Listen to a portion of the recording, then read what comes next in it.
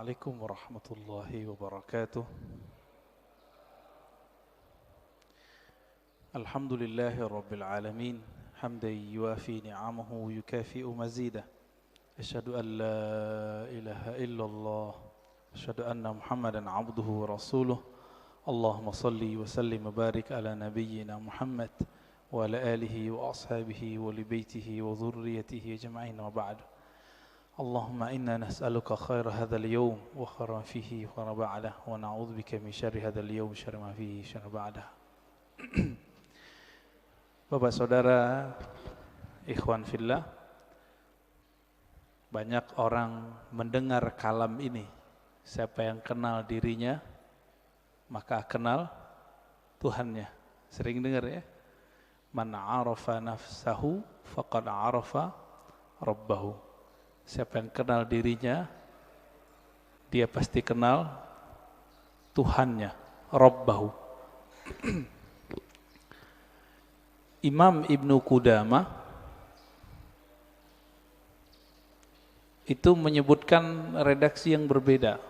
Man arafa qalbahu, arafa Rabbahu. Siapa yang mengenal qalbunya, maka dia akan kenal yang membolak-balik kalbunya, yaitu Allah Subhanahu wa ta'ala. Ada yang bertanya, ini hadis atau bukan? Nah, ini pertanyaannya dua sebenarnya. Ini hadis atau bukan, lalu maknanya apa? Setelah kita teliti, ilmu hadis itu, Bapak saudara makan Allah, jika kita buat pemetaan ilmu keislaman, bahkan semua ilmu di dunia itu dapat dirumuskan jadi 4 cara mengetahuinya, disebut epistemologi, bahasa Arabnya madarikul ulum. Bagaimana cara mengetahui suatu hal? Yang pertama lewat indera, bukti-bukti fisik. Yang kedua akal, kita pikirkan, kita tahu. Yang ketiga kita tes. Yang keempat pakai spiritual, pakai rohani. Ilmu hadis itu yang pertama. Jadi ilmu hadis dia ilmu bukti fisik, mesti didengar, mesti ada bukti fisiknya. Maka secara ilmu hadis, hadis ini tidak bersumber dari Rasulullah sallallahu alaihi wasallam. Dari siapa ketemunya? Ternyata ketemu perkataan seorang ulama salaf namanya Yahya ibn Mu'az ar-Razi. Yahya bin Mu'az ar-Razi. Yahya bin Mu'az ar-Razi ini ulama ahli qalbu di zamannya. Beliau wali besar. Kalam-kalamnya itu bukan lagi kalam kayak kita. Dia jika berkalam, kalamnya itu hampir mirip dengan kalamnya Nabi sallallahu alaihi wasallam. Sehingga dikira ketika dia berkalam begitu, itu kalamnya Rasulullah sallallahu alaihi wasallam. Itu secara apa? Ilmu hadis. Siapa yang mengatakan itu? Imam Nawawi. Lalu diikuti oleh Imam Suyuti dan imam-imam yang lain. Jadi secara ilmu hadis gak ketemu di Sahih Bukhari, gak ketemu di Sahih Muslim, gak ketemu di Sunan Abu Dawud, Tirmizi, Nasai, gak ketemu. Ketemunya di perkataan-perkataan ulama. Nah, jadi tolong Bapak saudara makan Allah yang hobi ngaji tasawuf, harus tahu bab ini secara ilmu hadis. Ilmu hadis pendekatannya bukti fisik, disebut dengan empirik ya. Tapi ada seorang imam namanya Ibnu Arabi yang beliau menggabungkan ilmu zahir dan batin. Beliau ini ahli hadis, tapi lebih dikenal sebagai ahli qalbu. Guru hadisnya ratusan. Buktinya beliau meriwayatkan hadis-hadis langsung dengan sanadnya kepada Rasulullah sallallahu alaihi wasallam. Jadi dia sebutkan dari gurunya sampai kepada Nabi Muhammad sallallahu alaihi wasallam. Ibnu Arabi ini dia bermimpi bertemu Rasulullah. Di dalam hadis yang sahih dikatakan man ra'ani fil manam faqad ra'ani. Siapa yang bertemu aku dalam mimpi, dia betul-betul bertemu aku. Fa inna syaitana la yatamatsalu bi. Karena syaitan tidak dapat menyerupai aku. Ibnu Arabi mengatakan ciri-ciri wali Allah itu kalau dia mimpi, dia sadar dia lagi mimpi. Ibnu Arabi mimpi ketemu Rasulullah dan dia sadar ini pasti mimpi karena Rasulullah sudah wafat.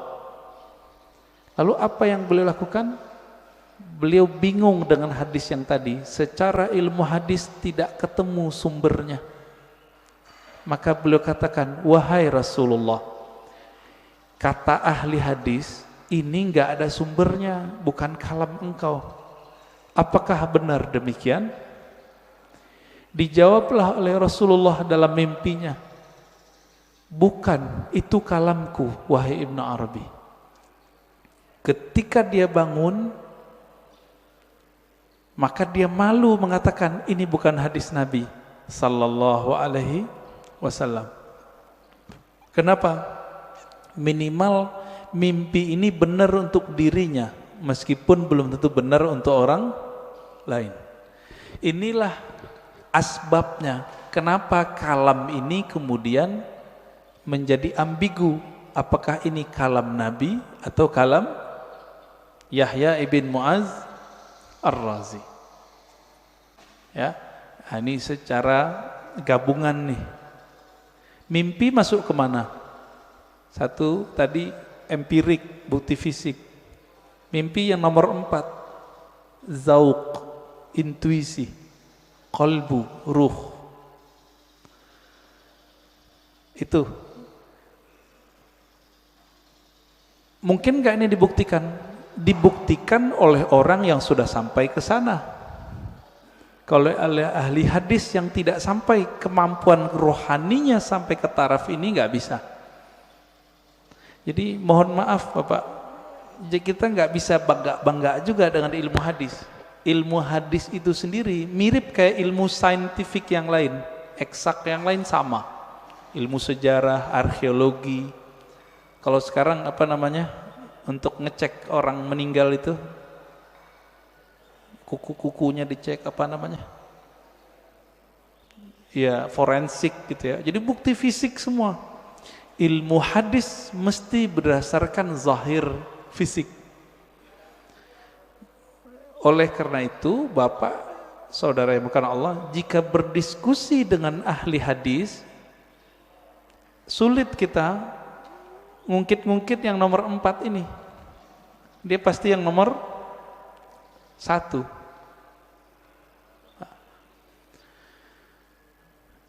Coba lihat kalamnya. Siapa yang kenal diri, kenal Allah. Isinya benar gak? Bagus gak kalamnya? Bagus. Berarti secara ilmu hadis, tidak semua kata-kata yang bagus, kata-kata yang benar itu kalam Nabi. Secara ilmu hadis banyak Pak. Bahkan tidak semua yang benar itu kalamnya Nabi. Contohnya Monas di Jakarta, benar nggak? Saya bilang Nabi bersabda Monas di Jakarta. Jadi palsu nggak? Jadi hadis palsu deh Pak. Maka tidak semua kata-kata yang benar, kata-kata yang baik itu pantas dikatakan bersumber dari Rasulullah sallallahu alaihi wasallam. Nah, ilmu hadis begitu Pak, agak kaku. Ilmu hadis ini dia harus dibuktikan. Saya ketemu guru saya ketemu gurunya. Ini sebagai contoh hadis yang paling sering kita dengar, innamal a'malu bin niat. Hadis ini Imam Bukhari mengambilnya dari ahli Mekah, namanya Humaidi. Gimana ketemunya? Oh, ternyata Imam Bukhari melakukan rihlah sekaligus haji. Bertemulah dengan Imam Al-Humaidi, murid dari Imam Syafi'i. Terbukti, secara ilmu hadis dikatakan muttasil, hadisnya nyambung. Makanya innamal a'malu binniyat, hadisnya sahih, ditaruh di nomor 1 dalam Sahih Bukhari. Imam Bukhari sering mimpi ketemu Rasulullah, iya, tapi mimpinya dia tidak taruh di bab hadis. Ada seorang imam namanya Al-Baihaqi, punya kitab judulnya Syu'abul Iman dan Zuhud. Di kitab beliau menukil kalam Nabi tapi yang didapat orang dalam mimpi. Dan itu populer Pak di masjid-masjid kita, khotib-khotib kita dulu. Tahun 2006 seorang profesor nelfon saya dulu di UIN. Saya waktu itu masih kuliah. Dia telepon, "Ar-Razi, ente ngaji hadis bukan?" "Iya. Saya mau khutbah besok. Tapi bingung ini hadis itu bukan." Wah, kita kaget Pak, profesor masih mau nanya sama mahasiswa. Akhirnya saya katakan, "Hadis apa, Prof?" "Hadis siapa yang hari ini sama dengan kemarin maka dia merugi." Tahu hadis itu ya? Yang hari ini lebih buruk dari kemarin maka dia terlaknat. Saya senyum, "Maaf Prof, itu bukan hadis. Tapi itu kalam Nabi yang didapat oleh Imam Abdul Aziz bin Rawat dalam mimpinya." Kata Imam Baihaqi, qala Abdul Aziz bin Rawat, berkata Abdul Aziz bin Rawat, "Ra'aitun Nabiyya sallallahu alaihi wasallam fil manam yaqul." Aku mendengar Nabi sallallahu alaihi wasallam di dalam tidur berkata. Kata di dalam tidurnya dihilangin oleh khotib-khotib. Sehingga jadinya gimana? Aku mendengar Nabi bersabda, "Siapa yang hari ini sama dengan kemarin fahuwa maghbun." Siapa yang hari ini beda dengan kemarin, lebih buruk dari kemarin, fahuwa mal'un, terlaknat. Nah itu. Ini disebut hadis mimpi. Tapi ingat, hadis mimpi bukan hadis secara ilmu hadis. Tapi kalau versi yang keempat itu hadis Pak. Maka versi keempat hadis Nabi gak berhenti. Sampai sekarang berlanjut. Menurut versi yang keempat. Dari mana buktinya? Buktinya Nabi sendiri mengatakan, siapa yang bertemu aku dalam mimpi, dia betul-betul bertemu aku. Loh, tahu dari mana ketemu Nabi? Kalau ingin dibuktikan, buktikan secara fisik. Baca cerita Nabi, fisik Nabi, Syama'il Nabawiyah, perhatikan mimpinya, sama atau tidak. Ini mazhab ahli hadis. Ahli hadis mensyaratkan jika mimpi ketemu Nabi, mesti karakter yang kita lihat sama seperti yang di hadis. Contohnya, Nabi suka pakai baju hijau, pakai serban, terus pakai tutup, ya, ada yang mirip Sayyid Muhammad Alawi Al-Maliki.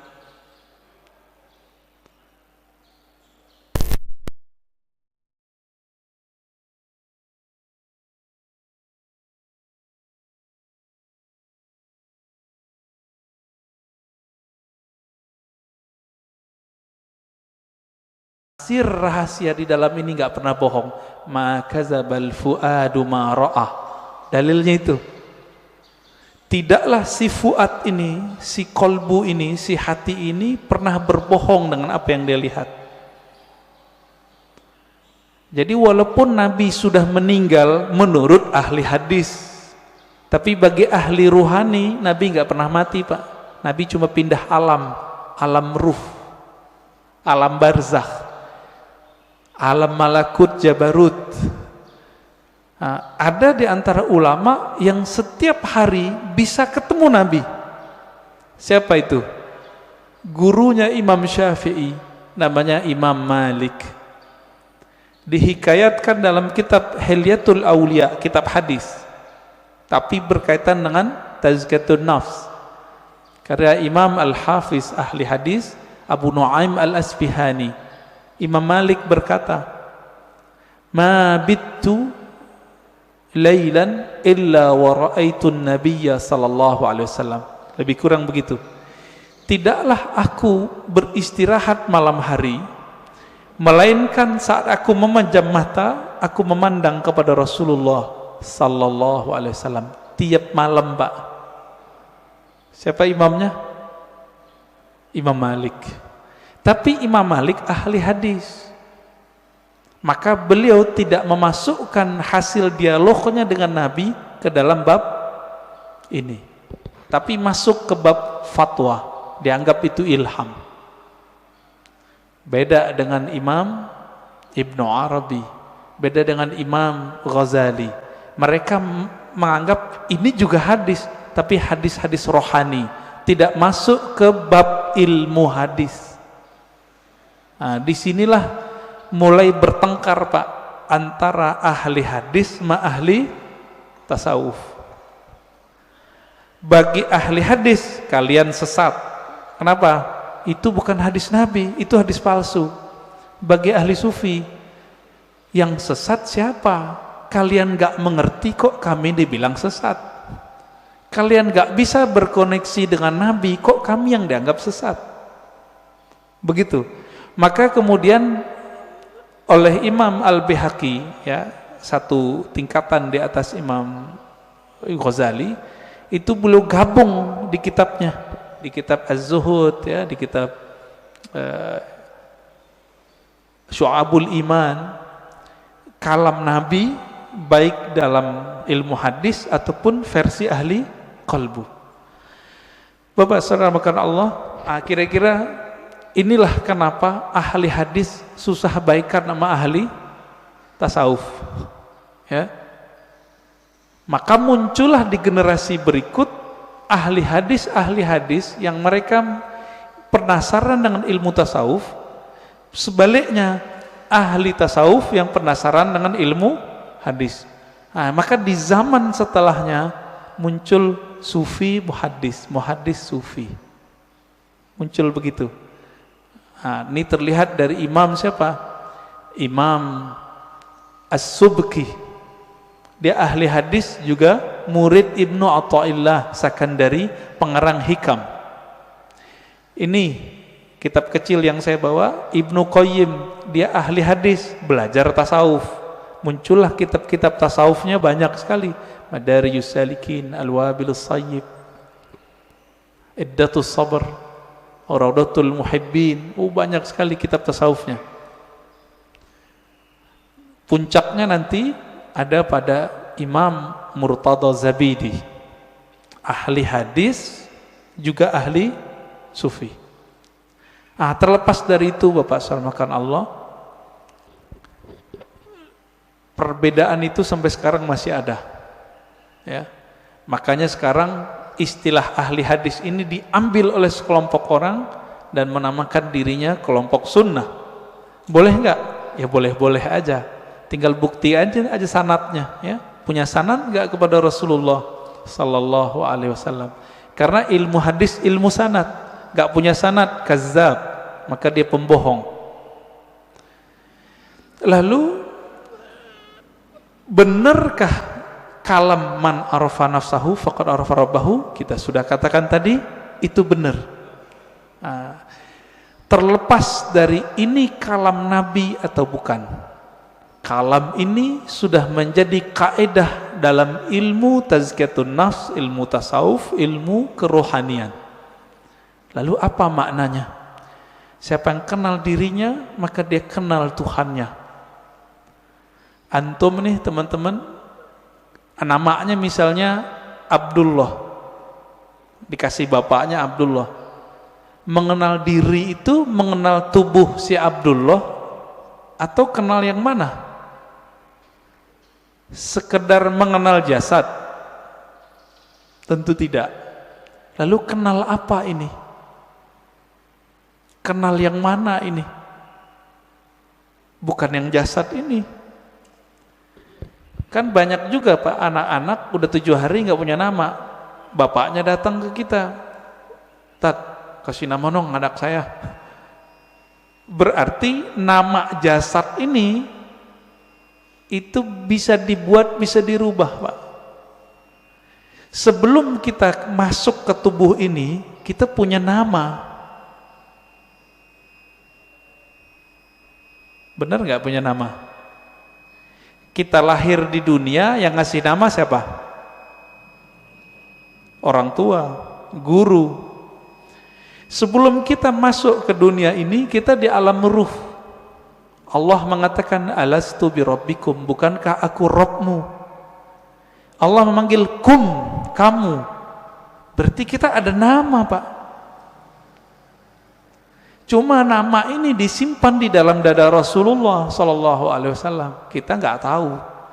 Ditanyalah oleh orang Bani Israel, orang ahli kitab, ya Muhammad, apa itu ruh? Turunlah ayat yas'alunaka 'anir ruh. Mereka bertanya kepadamu mengenai ruh. Katakanlah ruh itu urusan Allah. Kamu tidak diberi ilmunya kecuali sedikit. Sedikit di situ, wa ma utitum minal ilmi illa qalila. Sedikit menurut siapa? Menurut saya, menurut Nabi, menurut Bani Israel, atau menurut Allah? Menurut Allah. Maka sedikit menurut Allah itu banyak menurut kita. Ya. Orang kaya di Indonesia bilang, saya ngeluarin uang dikit. Dikitnya itu udah 100 triliun Mbak. Ya. Apalagi raja di raja alam semesta ini, Rabbul Alamin, Allah Subhanahu wa ta'ala. Ilmu ini disimpan dalam dada Rasulullah. Ada sahabat yang dikasih tahu, ada yang tidak. Maka Nabi itu bisa ngerti Pak, dengan izin Allah.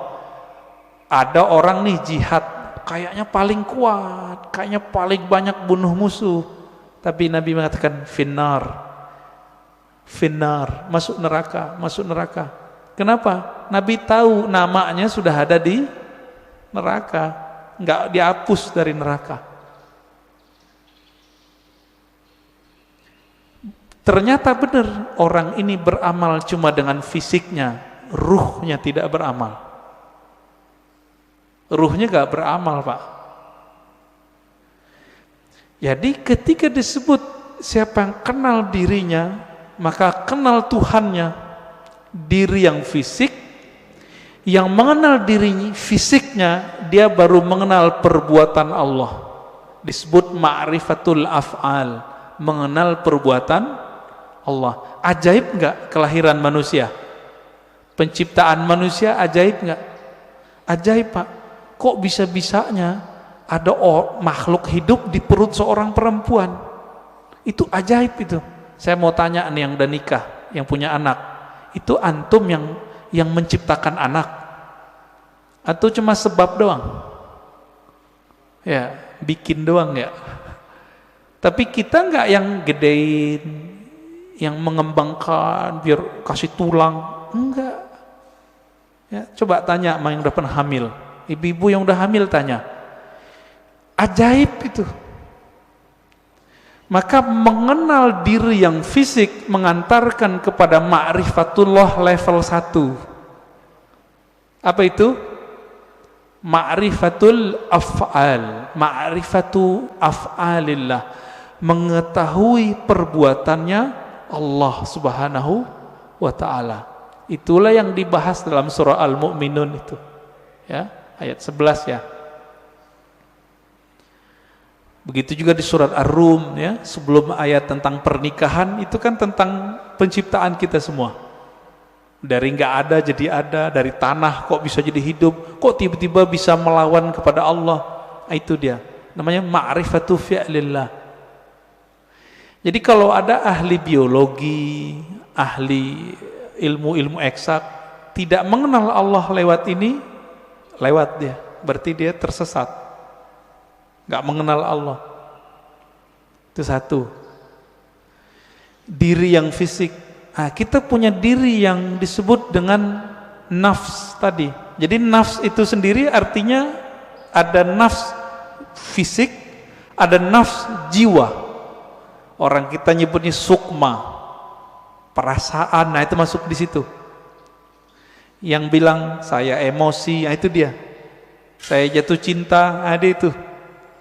Seneng, sedih, itu masuk ke si nafs ini. Yang nafsunya besar, yang nafsunya kecil, penakut, pemberani, itu si nafs. Nah, punya enggak nih? Punya ya? Punya kita.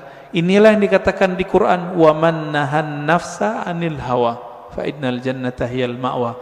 Yang mampu menahan, mengendalikan nafs jiwanya, maka dia dapat surga. Nah, ini ma'rifat apa nih?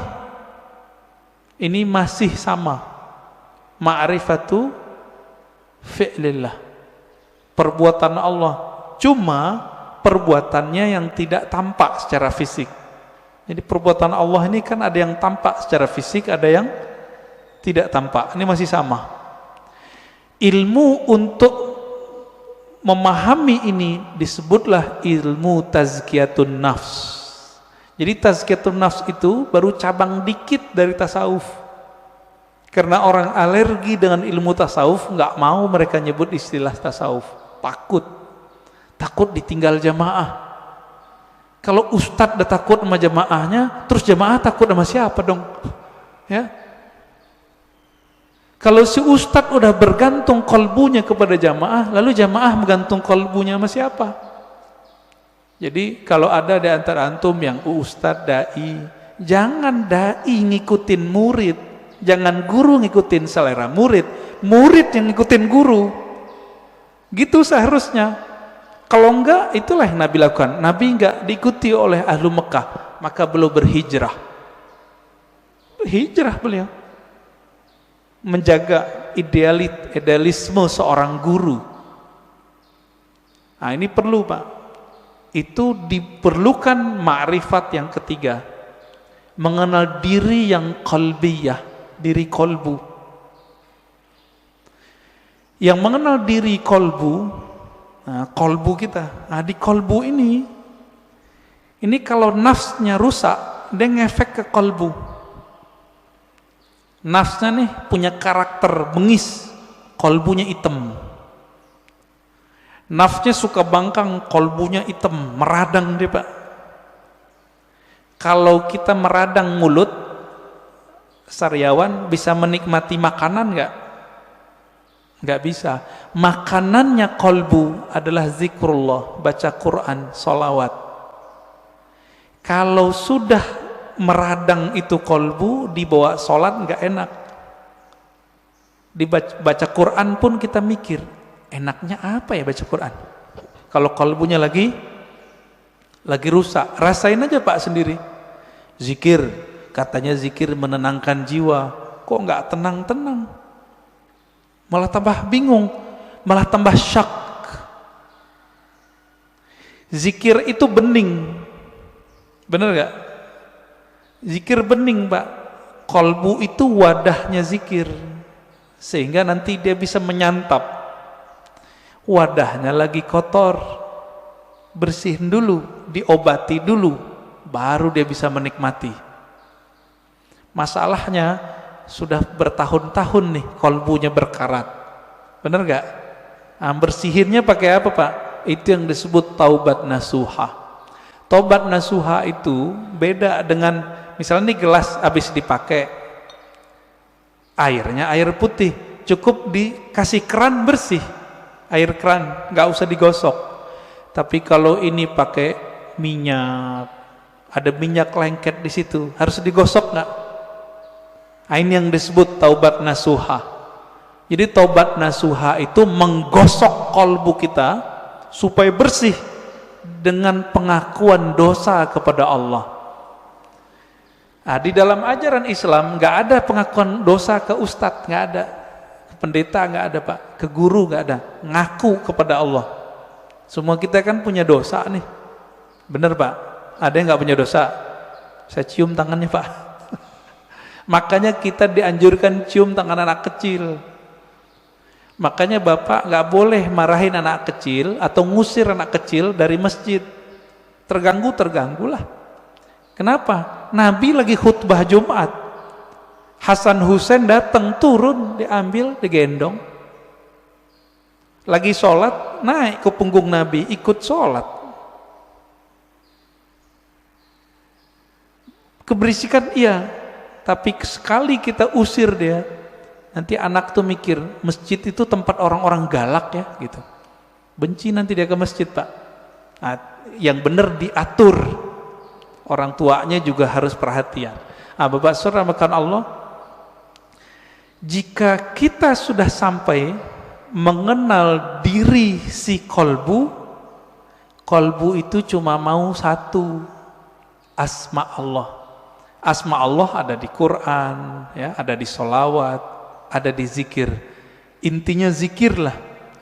Semakin banyak kita mengenal nama Allah, semakin banyak makrifat di dalam kolbu.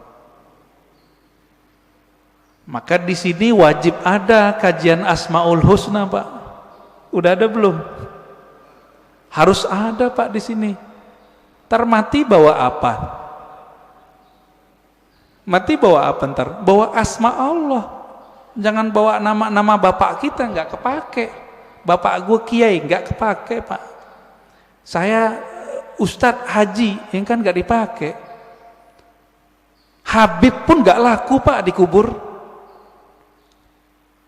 Bapak ini keturunan Rasulullah, nggak laku dikubur kalau nggak bawa ma'rifat. Malah diragukan, masa keturunan Rasulullah begini, kata malaikat ya. Kalau nanti Rasulullah bawa syafaat mungkin, tapi kan malaikat Mungkar Nakir ini seperti orang yang jaga depan kantor, Pak. Dia nggak mau tahu, yang lewat dia periksa, bener gak? Bapak saudara makan Allah, ma'rifat kolbu itu hanya dengan mengenal nama dan sifat Allah. Jadi coba deh di sini dibuat nanti kajian Asmaul Husna yang mateng, bukan yang separuh-separuh, enggak. Jangan, yang mateng kajiannya. Gurunya ahli zikir, bersanad zikirnya kepada Rasulullah. Insya Allah Pak enak ngajinya. Kan banyak nih, carilah ya, semoga ketemu nanti. Asma sifat. Nah, ma'rifatus sifat itu masih bagian dari kolbu, paling dalam. Dia udah masuk ke dalam sirnya kolbu. Kan kolbu ini dia ada bagian-bagiannya, Pak. Kolbu itu disebut ada fuad. Ada yang disebut dengan lub. Inti dari kolbu disebut lub. Rahasia yang ada di dalam inti kolbu itu disebut dengan sir. Maka disebutkan dalam Al-Quran, Allah ya'lamu sirra wal akhfa. Allah mengetahui yang sir, yang tersembunyi, bahkan yang akhfa, yang samar. Nah, itu ketahuan oleh Allah SWT. Nah, di mana kesimpannya itu? Itu di dalam kolbu paling dalam. Kita ini semua dulu kan pernah ketemu Allah. Memori itu kesimpan di situ, Pak. Ada yang ingat nggak? Nggak ada yang ingat ya? Bener. Makanya Allah utus Rasul. Supaya apa? Memantik sir supaya dia kemudian kembali muncul. Ketika muncul sir itu bernama zikir. Ketika dibahasakan dia bernama ma'rifat. Ma'rifat itu ungkapan pengenalan si hamba kepada Allah Subhanahu wa ta'ala. Bapak nih pernah ketemu dengan seseorang dulu, kesimpan nggak di memorinya? Kesimpan. Ketemu seseorang yang berkesan, apanya yang berkesan? Parfumnya. Nanti kita ketemu parfum yang sama, itu teringat Pak wajahnya. Itulah sebabnya jika ada orang benar teknik berzikirnya, bersambung sanad zikirnya kepada Rasulullah sallallahu alaihi wasallam, lisannya menyebut, akalnya memaknai, kolbunya merenungi, ruhnya merasakan, nangis dia saat itu. Seperti orang pulang kampung. Pertama orang pulang kampung habis merantau, rasanya gimana? Terharu Pak. Nah, kalau Bapak Ibu ini kan pada hari raya di luar kota, lagi merantau, malam takbiran nangis, dengerin takbiran. Kenapa tuh nangis? Ingat kampung, kirain ingat Allah. Takbiran ingat Allah, nangis. Wah, itu arif billah namanya, kenal Allah dia. Takbiran nangis, ingat siapa? Kampung. Kita lupa, kita punya kampung lain, namanya kampung arwah. Lupa apa ya? Kampung arwah. Ngapain si arwah di kampung itu? Dia menatap Allah Subhanahu wa ta'ala. Dia menatap Allah Pak. Supaya dia bisa menatap Allah lebih dekat, apa yang dia lakukan? Dia mendekat kepada nur sumbernya. Itu yang disebut nur Muhammad. Jadi dulu itulah yang dikatakan oleh Nabi, kuntu nabiyan, aku sudah jadi nabi, Adam belum dicipta, udah jadi nabi di alam ruh. Makanya roh-roh itu mendekat semua kepada Rasulullah supaya bisa tetap dekat memandang Allah Subhanahu wa ta'ala. Itu Pak maknanya. Itu kalau kita punya ruh yang bercahaya, pasti rindu ingin mengenal ilmu ini. Pengen mengenal ilmu ini. Itu yang bikin orang nangis, nangisnya permanen Pak. Tangisan itu yang bisa memadamkan api neraka. Kalau tangis yang malam takbiran tadi enggak. Itu mah tangis pulang kampung. Mau pulang gak ada duit. Atau kayak tahun-tahun ini kan mau pulang kena Covid. Dompetnya Pak kena Covid. Gak bisa pulang, nangis. Itu nangis apa? Teringat kampung fisik. Jadi jika orang bisa nangis karena ingat kampung fisik, kampung badan ini, teringat orang tua zahir, apalagi jika dia teringat dengan orang tua rohaninya. Sering dengar nggak istilah Nur Muhammad? Ya, masih ingat disebut apa? Nur Muhammad itu Abul Arwah, bapaknya sekalian roh. Maka ketika roh itu rindu ke siapa? Dia rindu sama ayahnya. Itulah kenapa kalau solawat jadi wajib dalam solat. Allahumma salli ala Sayyidina Muhammad. Ini orang malah debat, nggak boleh pakai Sayyidina, boleh pakai Sayyidina. Itu mah debat biasa itu. Kolbunya, ruhnya rindu nggak kepada Rasulullah? Nah, kalau sudah sampai ke sana, dia sudah sampai ke ma'rifatur ruh. Mengenal ruh dari mana dia berasal. Dulu dia bersama siapa. Nah, ini kabar gembiranya Pak. Ruh kita ini, dulu ngapain di sono, sekarang diulang aktivitasnya. Kalau dulu Bapak di sono suka mendatangi Nabi, suka mendatangi orang yang dekat dengan nur Nabi itu, maka sekarang Bapak pasti suka dengerin pewaris-pewaris Nabi. Pasti cinta sama zuriat Nabi. Nah, orang-orang yang dulu mencintai Rasulullah di sana, di alam ruh itu, dia cinta kepada nur Nabi. Maka Allah kasihlah dia fisik di dunia bernama Habib. Atau ulama, dua aja. Habib atau ulama. Jadi kenapa Habib terlahir sebagai Habib? kiai sebagai kiai, gus sebagai gus, ajengan sebagai ajengan. Karena dulu nurnya mengagumi nurnya Nabi sallallahu alaihi wasallam. Itulah makna hadis al-arwah junudun mujannadah, hadis sahih Muslim. Ini syarahnya jarang orang menjelaskan ini. Roh itu dia berbaris-baris seperti tentara. Nah, dulu nih Bapak kalau dibukakan pintu kolbunya, itu bisa lihat Pak, dulu kita seperti ini di sono, ngumpul Pak seperti ini.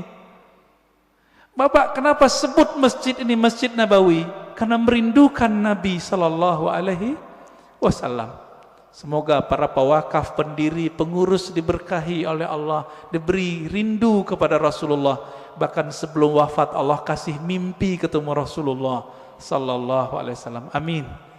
Pasti bisa Pak. Rasulullah kan nggak mati beliau, cuma pindah alam. Kalau kita bisa mati sebelum mati, bukan bunuh diri loh Pak ya. Mati sebelum mati itu apa? Mampu memilah ini alam jasad, ini alam pikiran, ini alam kolbu, ini alam ruh. Mampu dia berzikir, bertahan, bisa dia ketemu Rasulullah Sallallahu Alaihi Wasallam. Bisa Pak. Dulu Sayyid Muhammad Alawi Al-Maliki kalau mau ngapa-ngapain itu nanya sama muridnya, masih hidup, saya nggak usah sebut namanya, kalau disebut ntar jadi orang mengkultuskan beliau nanti. Orang kita Pak, Jawa Tengah kalau nggak salah ya, Kiai Fulan, bertanya ke beliau, bocah ya waladi, kira-kira begitu ya, anakku, coba tanya ke Nabi, saya mau melakukan ini, beliau restu enggak? Itu yang minta siapa? Sayyid Muhammad, keturunan Rasulullah Sallallahu Alaihi Wasallam, hafal banyak hadis. Muridnya pakar mimpi ketemu Rasulullah, karena sholawat enggak berhenti beliau, sholawat aja terus. Maka Bapak Ibu saudara makan Allah, jika ingin bertemu Rasulullah, sholawat terus. Terus itu apa ujungnya? Ujungnya mati. Jadi kalau belum mati jangan berhenti. Dijamin Pak, pasti. Kenapa? Hadis jaminannya jelas. Man shalla alaiya sallallahu alaihi asyara marat. Yang salawat kepadaku, Allah salawat kepadanya 10 kali. Saya mau tanya nih, ini 10 kali menurut kita atau menurut Allah? Coba lihat bahasa Arabnya. Sallallahu alaihi. Allah bersolawat kepadanya 10 kali. Berarti menurut Allah atau menurut kita? Kita ini Pak cukup dapat 1 salawat dari Allah pasti masuk surga. Salawat disertai rahmat, masuk surga. Kalau 10 ketemu Rasulullah Sallallahu Alaihi Wasallam, ketemu Rasulullah pasti. Maka Nabi mengatakan, ini garansi Rasulullah, orang yang paling dekat kepadaku nanti siapa? Aksaruhum salatan, yang paling banyak bersolawat kepadaku. Inilah media kalau mau ketemu Rasulullah. Bisa. Siapa yang bilang nggak bisa ya? Nabi mengatakan nanti di akhir zaman ada Dajjal. Seandainya aku hidup saat itu, akulah hajijun alaikum, akulah pembela kalian. Secara fisik Nabi nggak ada Pak, tapi kan pewarisnya ada. Pewarisnya itulah disebut Al-Imam Al-Mahdi. Imam Mahdi, apa kata beliau? Namanya seperti namaku. Nama dalam bahasa Arab ismun. Ismun artinya tingkatan dan kemuliaan, bahkan ilmu. Itu artinya. Bukan Muhammad bin Abdullah. Muhammad bin Abdullah mah banyak habaib namanya dari dulu Muhammad bin Abdullah, tapi bukan Imam Mahdi. Ya. Ini sekarang banyak yang kajian akhir zaman tapi terjebak pada riwayat ahli hadis fisik, tidak mempertimbangkan ahli rohani. Nah, ini kesalahan besar kajian akhir zaman hari ini. Akhirnya yang terjadi cocok logi. Kita berterima kasih, syukron ya, terima kasih para asatis akhir zaman, antum telah membuat kita aware, sadar mengenai hadis akhir zaman. Cuma kadang nggak cocok. Hidungnya lurus gitu ya. Itu mah ciri fisik habaib, rata-rata begitu hidungnya. Ya. Bukan itu kalau mengenal Rasul. Rasul itu kolbunya yang mau dilihat. Berarti ini yang disebut ismun tadi. Ya. Maka yang keempat itu Bapak selamatkan Allah, siapa yang mengenal ruhnya, maka dia mengenal Allah secara hakiki. Dia mengenal Rasulullah secara hakiki. Nah, semoga kita sampai ini nih, keempat. Mengenal ruh, walaupun sedikit menurut Allah itu kan banyak bagi kita. Setetes saja Allah beri, itu udah lautan bagi kita, ya. Nah, caranya banyak-banyak aja Pak, sholawat. Bapak ini kan mohon maaf ya, pemalas ngajari guru, maunya didatangin guru mulu, ya enggak? Carilah guru yang bisa mengajarkan zikir Pak Rifatullah. Nanti diajarin Pak cara berselancar kepada Allah. Tapi kalau masih males, udah sholawat aja dulu. Nah, nanti sholawat ini nurnya akan membimbing kita, insya Allah ya. Jadi lebih kurang makna ringkas dari man arafa nafsahu faqad arafa rabbahu, 4 level ini ya. Tinggal dilihat kita bagian yang mana ya. Semoga kajian ini bermanfaat. Silakan kalau ada tanya jawab ya.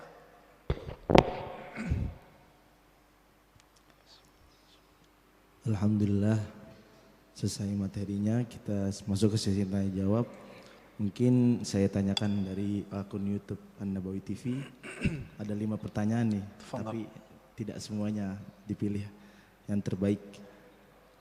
Yang pertama, mohon penjelasan Buya tentang perkataan bahwa telinga yang berdenging adalah nama kita disebutkan di alam malakut, maka bersolawatlah. Mohon penjelasannya tentang perkataan ini, jazakallah. Yang kedua Buya, betulkah hadis surga di bawah telapak kaki ibu itu hadis palsu? Mohon penjelasannya Bu. Iya. Demikian dari YouTube, itu aja yang terbaik kedua.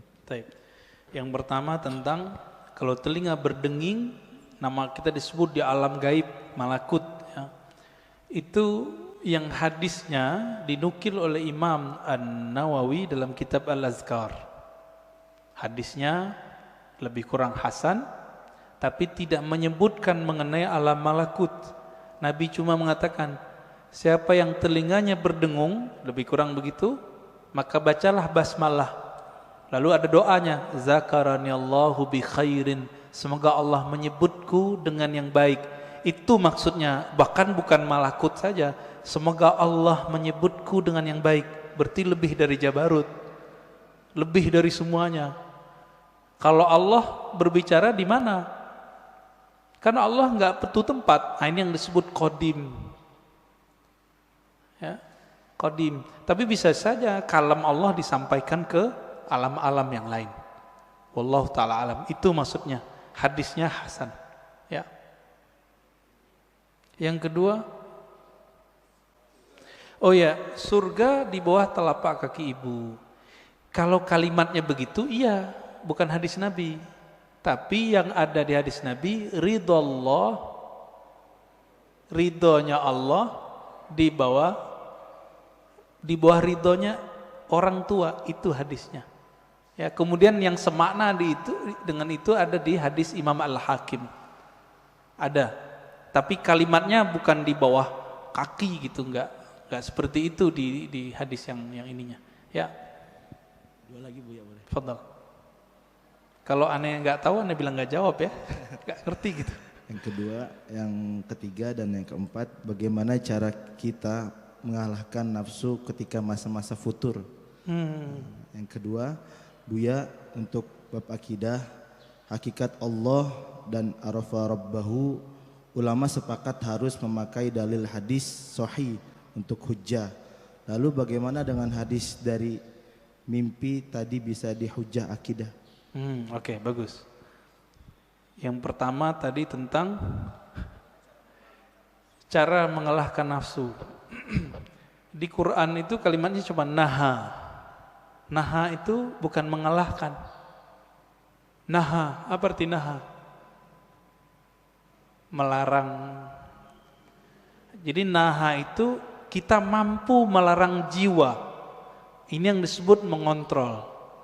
Gimana caranya? An-nafs itu tidak bisa dizikirkan, dia cuma bisa dikontrol. Jika berkaitan dengan hawa nafsu, itu urusannya dengan makan. Maka jaga makannya, jangan yang haram dan jangan banyak. Jangan banyak ya. Jika berkaitan dengan syahwat yang besar, maka kurangi makan-makan yang membuat libido kita tinggi. Yang paling ringkas ya puasa. Puasa itu paling bagus. Jadi tidak ada lagi setahu saya yang paling kuat untuk mengolah nafsu jiwa kecuali puasa. Nggak ada lagi Pak. Coba cek Bapak ini kalau puasa jalan ngelihat yang bening-bening nggak berani. Wah lagi puasa itu Pak. Coba aja tuh. Kalau nggak puasa haji mumpung. Ya tafadhal. Yang kedua tadi udah ya. Bab hakikat Allah. Oke.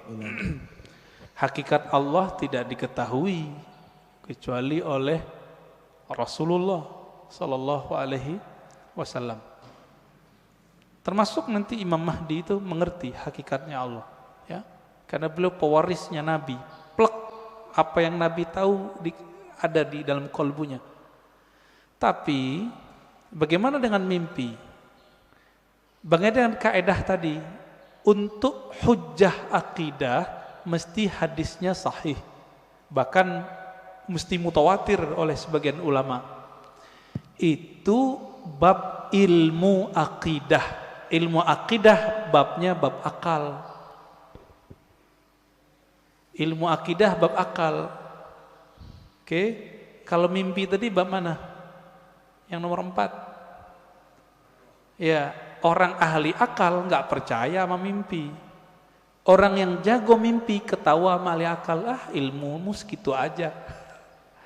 Ya, jadi kita nggak perlu membantah. Ini dua jalur yang berbeda, gitu.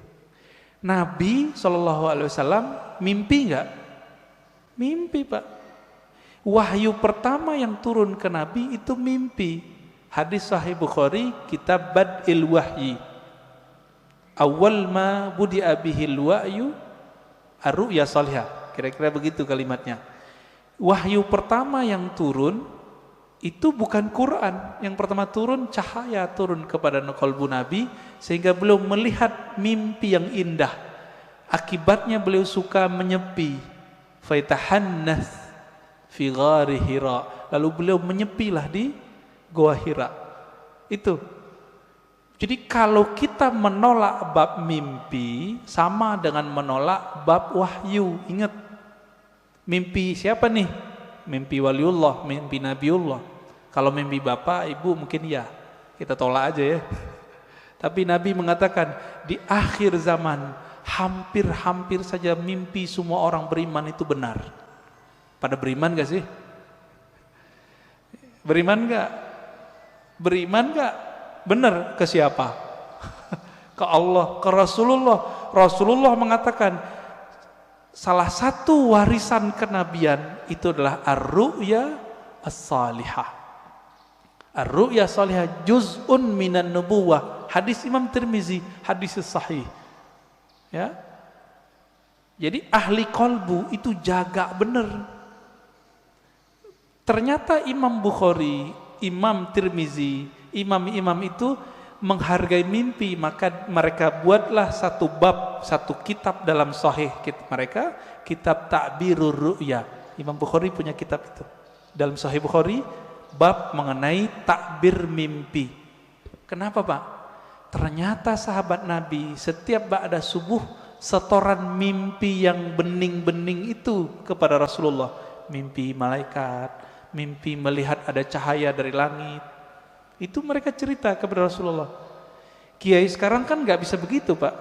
Wah, bunga tidur, nggak ngerti, bilang aja nggak ngerti, jangan dibilang bunga tidur.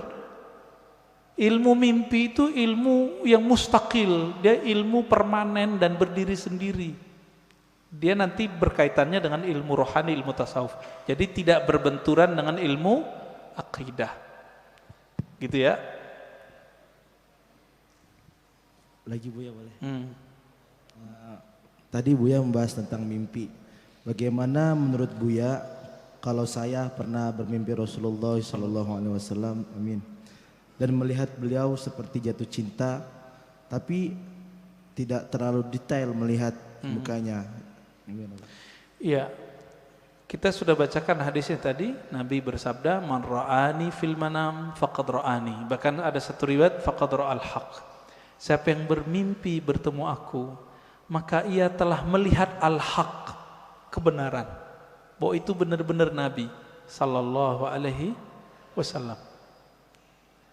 Tapi kok kurang jelas? Kurang jelas itu karena ma'rifatun nabinya kurang jelas. Karena mengenal nabinya masih kurang detail, maka melihat nabinya masih samar. Bahkan ada teman kita yang mimpi Nabi itu nggak mau noleh, Pak. Nggak mau noleh. Cerita ke saya nangis-nangis. Rasulullah marah sama saya ya. Ada yang begitu.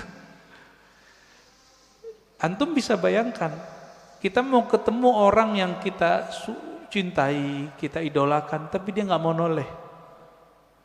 Ruhnya nangis.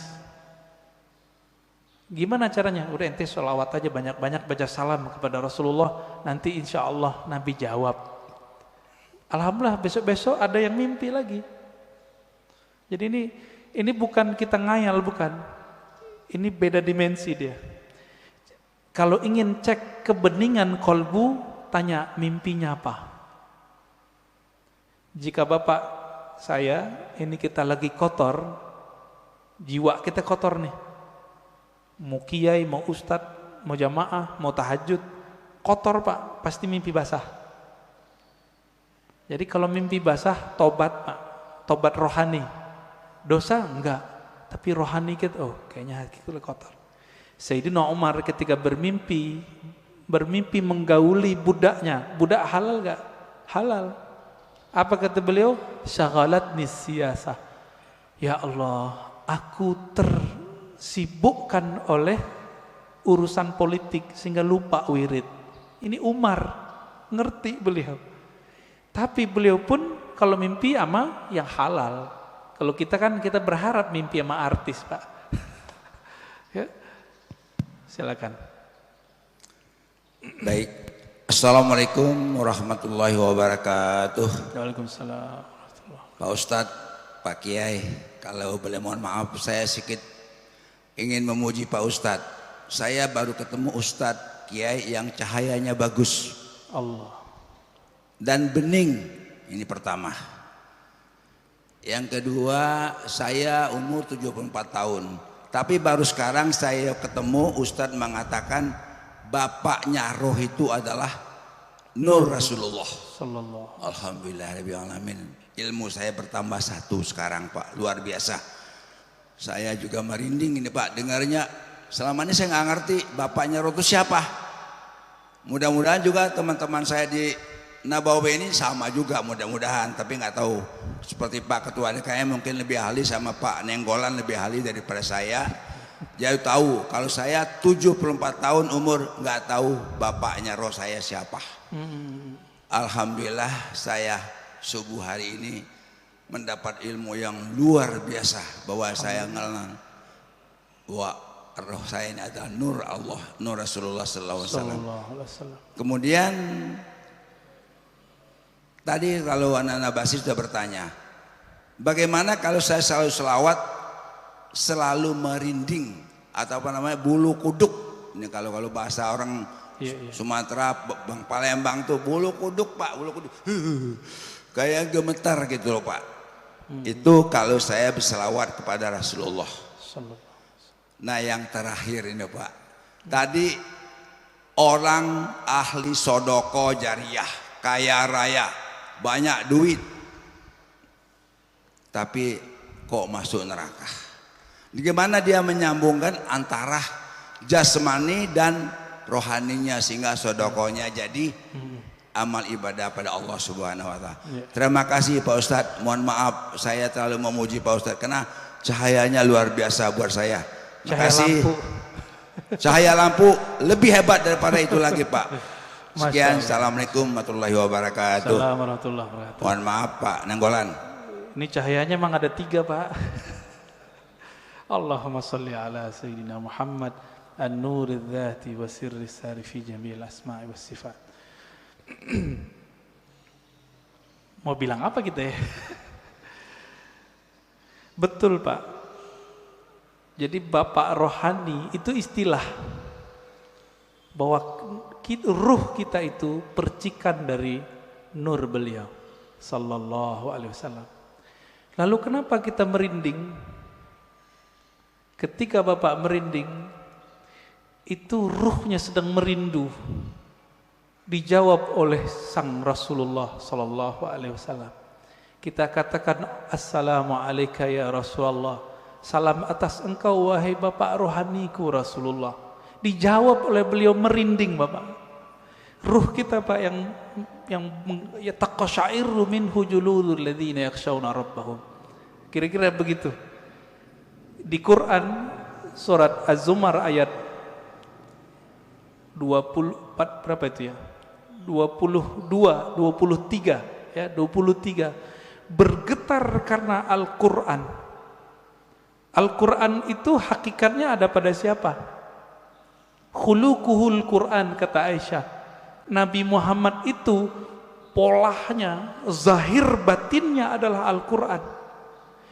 Disebut nama Nabi taqsya'irru minhu juludul ladzina yakhshawna rabbahum. Disebut nama sang pembawa nur Quran, pasti bergetar Pak sang para pecinta, pasti merinding. Makanya ada syairnya itu, kullul qulub ilal habibi tamilu. Semua pencinta jika disebut nama sang kekasih pasti hatinya merindu. Apa buktinya? Disebut namanya kadang-kadang meleleh Pak mata kita. Rindu dengan kampung rohani, rindu dengan orang tua rohani. Saya nih, ibu saya baru wafat setahunan. Kalau disebut ibu saya Pak, saya nangis. Padahal itu ibu fisik. Apalagi kita sebut nama Rasulullah sallallahu alaihi wasallam. Nama Nabi Muhammad sallallahu alaihi wasallam. Rindunya lebih dahsyat, tapi kita harus tahan.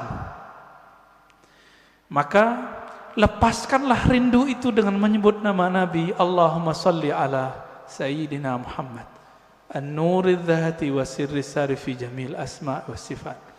Assalatu wassalamu alaika ya Sayyidi ya Rasulullah.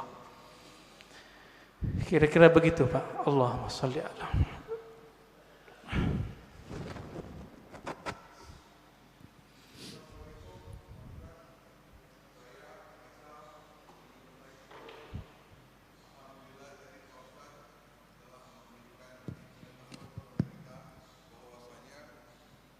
Rohani kita adalah Rasulullah sallallahu alaihi wasallam. Pada saat pembukaan Pak Ustadz juga mengatakan bahwa nama yang kita pakai sekarang ini adalah nama jasad yang diberikan oleh orang tua kita, guru kita, ataupun tetua kita, kakek, nenek misalnya.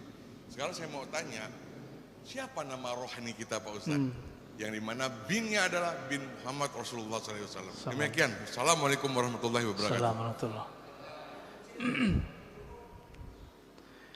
Yang tahu nama kita orang tua kita bukan? Yang ngasih nama kita siapa Pak? Orang tua kita.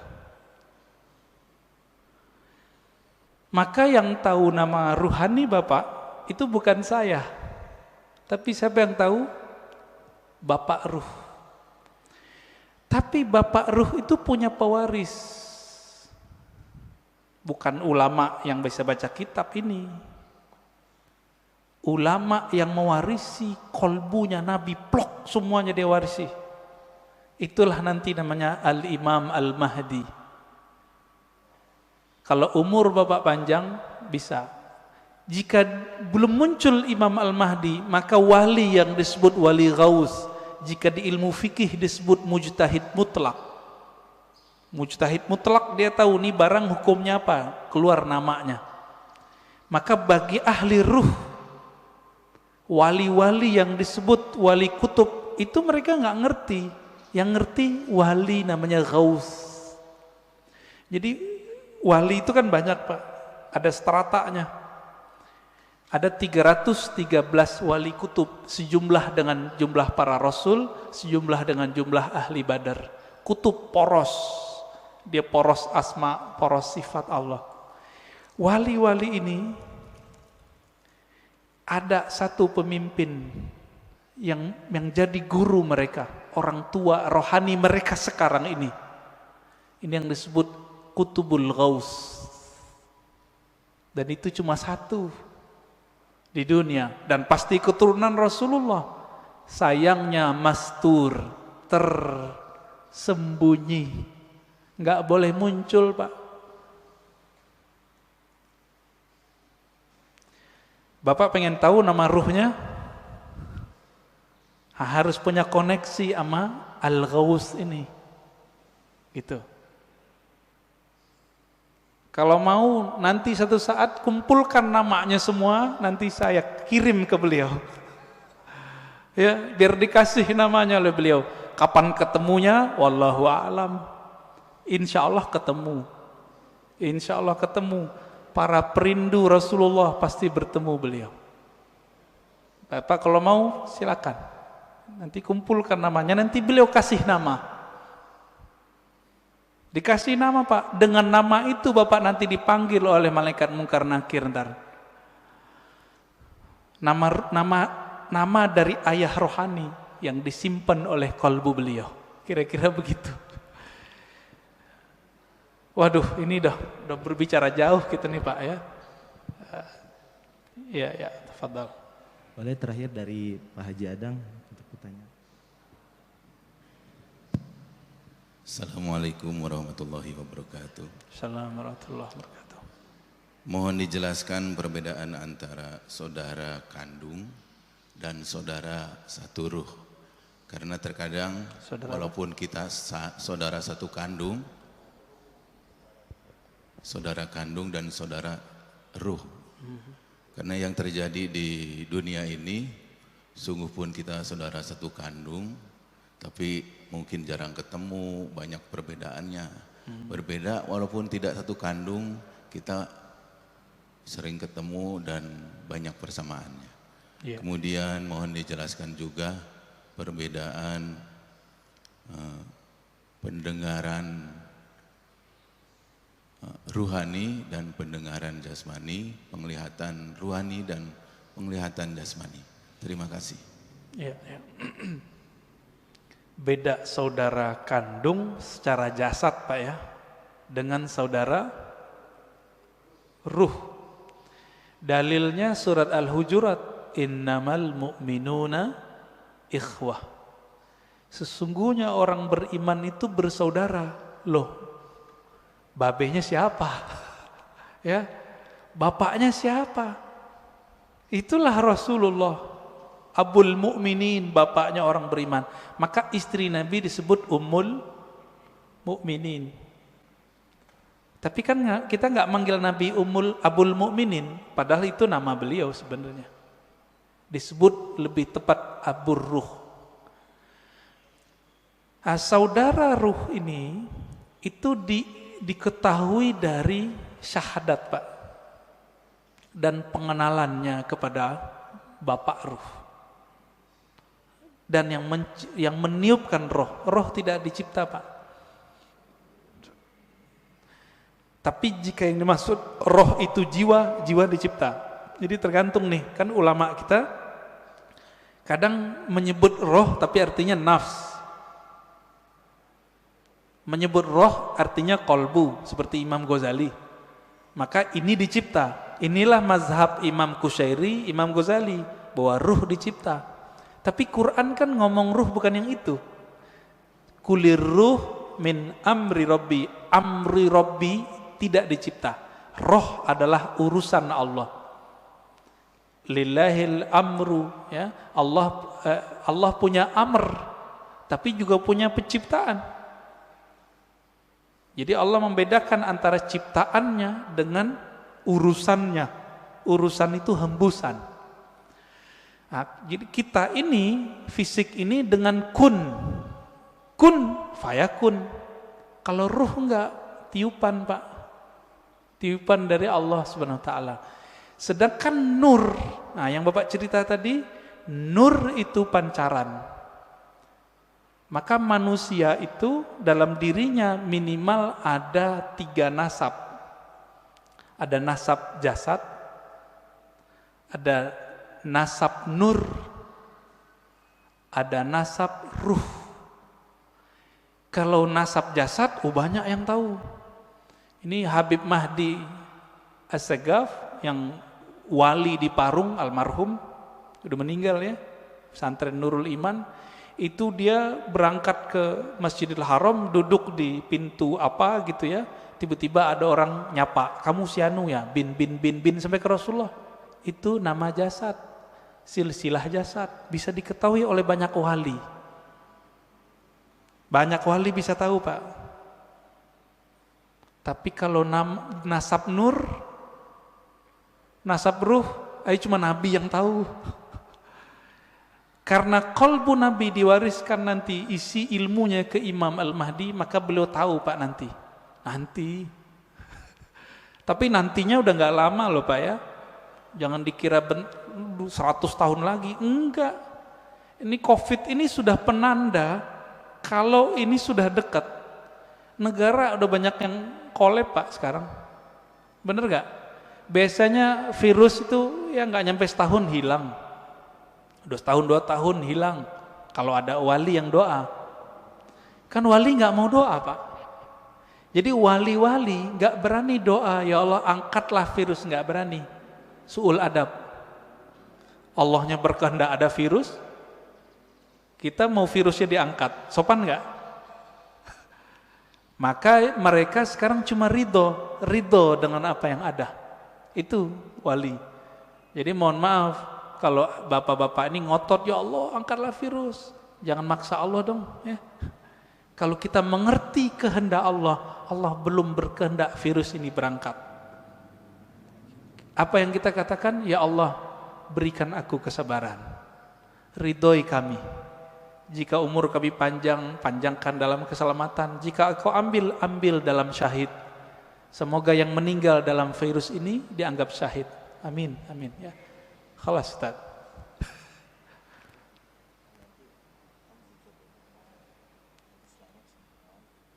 Zikir ya.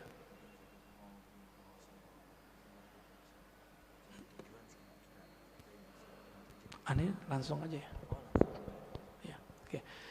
Baik. Bapak Ibu Saudara ikhwan akhwat fillah, kita simpulkan kajian kita pada pagi ini bahwa hadis man arafa nafsahu faqad araf rabbahu bukanlah hadis Nabi secara ilmu hadis, tapi secara rohani, ahli rohani menganggapnya dari Nabi. Nah ini tidak perlu dipertentangkan. Kenapa? Ilmunya beda. Ilmu hadis berdasarkan sumber empirik, ilmu ahli rohani berdasarkan pencapaian rohani. Dua ilmu ini tidak bertentangan, dia cuma beda jalan. Ya, karena dia beda jalan tidak disebut kontradiksi, karena tidak apple to apple. Ya, yang kontradiksi itu ada 2 ahli hadis bilang kata ahli hadis ini sahih, satu ahli hadis mengatakan palsu, baru disebut kontradiksi. Jadi itu tidak perlu dipertentangkan. Dan yang kedua, maknanya sangat dalam, bahwa itulah inti dari ilmunya ahli ma'rifat. Saya pengen mengenal diri yang mana, hakikat yang mana, dan. Nah, itulah yang banyak. Semoga kita mendapatkan ilmu itu sebelum nyawa ini berpisah dengan badan. Allahumma salli wa sallim wa barik ala nabiyina Muhammad. Assalamualaikum warahmatullahi wabarakatuh.